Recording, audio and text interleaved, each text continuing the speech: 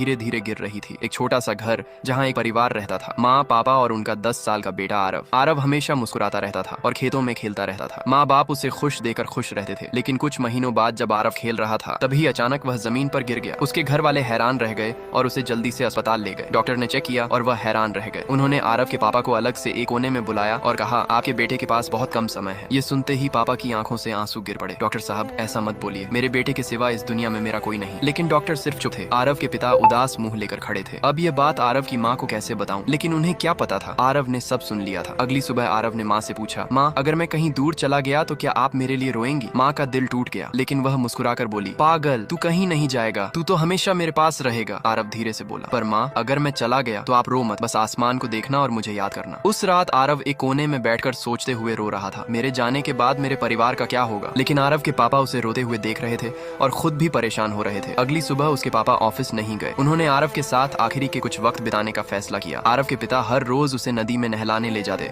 उसे आइसक्रीम खिलाते और उसे खुश रखते। आरव बहुत खुश था, लेकिन उसके पापा को बहुत फिक्र थी। क्या मुझे आरव की माँ को सारी बात बता देनी चाहिए? उन्होंने रात में बहुत सोचा और आखिर दिल पर पत्थर रखकर सुबह उसकी माँ को पूरी बात बता दी। माँ का दिल बैठ गया। आपने ये बात मुझे पहले क्यों नहीं बताई? आरव के पिता चुप रह गए। दोनों बस अपने बच्चे की तरफ देकर रो रहे थे। उस शाम दोनों ने मिलकर एक फैसला किया। अगली सुबह गांव से कुछ दूर एक बड़ा सा मेला लगा था, जहां बच्चों के लिए हर तरह के झूले लगे थे। आरव अपने परिवार के साथ वहीं आया था। वहां आरव ने हर एक झूले में मजे किए, वहां की दुकानों की आइसक्रीम खाई और बहुत मजे किए। उसे नाचता देख उसके माता पिता के अंदर से एक आवाज आई, काश हमारा बच्चा कुछ और दिन जी पाता। दोनों बड़े ध्यान से उसे देख रहे थे कि तभी आरव का सिर घूमने लगा और वह जमीन पर गिर गया। उसके माता पिता हैरान रह गए और उसे अस्पताल ले गए। अस्पताल के सारे डॉक्टर आरव को बचाने की पूरी कोशिश कर रहे थे। उन्होंने अपना पूरा दम लगा दिया था। आरव के माता पिता कमरे के बाहर इंतजार कर रहे थे। हे ऊपर वाले, हमारे बच्चे की जान बचा ले। अचानक कमरे से एक डॉक्टर बाहर निकले और उन्होंने जल्दी से फोन पर किसी से बात की। आरव के पिता कुछ समझ नहीं पा रहे थे। तभी अस्पताल में एक बड़ी सी गाड़ी आई। उसमें से एक आदमी उतरा और वह कमरे के अंदर गया। आरव के पिता ने सोचा, इस आदमी को कहीं तो देखा है। कुछ देर तक ऑपरेशन चलने के बाद डॉक्टर कमरे से बाहर आए। उनका चेहरा अजीब सा था। आरव के माता पिता का मन भारी हो गया। तभी डॉक्टर मुस्कुराए और बोले, मुबारक हो, आपका बेटा बच गया। आरव के माता पिता जोर जोर से रो पड़े। डॉक्टर साहब, आपका बहुत बहुत शुक्रिया। डॉक्टर ने मुस्कुराकर कहा, लगता है आपने मुझे नहीं पहचाना। आरव के पिता सोचने लगे। तभी उन्हें याद आया, एक बार बारिश की रात ही तभी एक गाड़ी उनके घर के सामने आकर रुकी। उसमें से एक आदमी उतरा और बोला, भैया, बारिश हो रही है, क्या मैं आपके घर रुक सकता हूँ? आरव के पिता ने उसे घर में रहने दिया था। वह आदमी कोई और नहीं, वही डॉक्टर था। आरव के माता पिता जोर से मुस्कुराए। अब उन्हें उनका बेटा वापस मिल चुका था। ये सब किसी सपने के जैसा था, लेकिन यह एक सच था।